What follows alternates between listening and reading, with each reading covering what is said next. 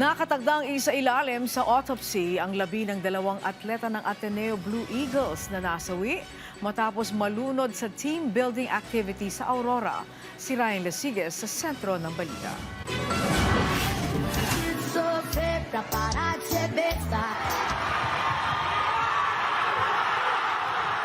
Punong-puno ng pangarap at masiyahin na bata ang Ateneo de Manila University rookie player na si Rene Baterbonia.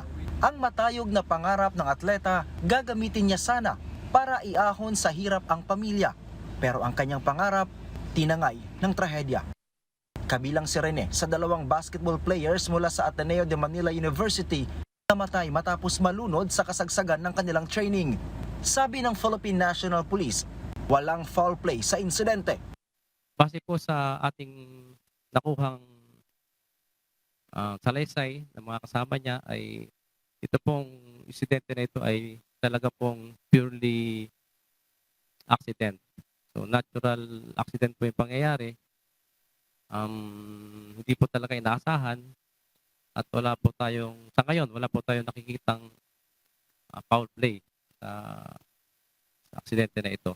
Batay sa investigasyon, naganap ang insidente pasado alas 2 ng hapon sa harap ng isang resort sa Barangay Libis, Dipakulaw, Aurora, kung saan may team building activity ang basketball team. Kasama ni Baterbonia ang isa pang biktima na si Divine Adili, ang humigit kumulang 20 miyembro ng koponan, kabilang ang mga manlalaro at coaching staff.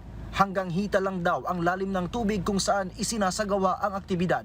Pero bigla umanong tinangay ng alon ang dalawa. Bigla silang tinangay ng current papunta po sa mas malalim na lugar ng dagat. So, may mga kasama po sila na tumulong at meron din pong lifeguard ang nasabing resort at sila po yung tumulong. Pero po sa kasamaang palad nga ay nasabi nga po yung dalawang. Nadala pa sa pagamutan ang mga biktima pero idineklara ding dead on arrival. Lumalabas pa na hindi ito ang unang pagkakataon na nagsagawa ng aktibidad ang grupo sa resort. Po yun sa activity nila at ito po actually ay may mga series na ng ganitong team activity yung grupo na ito.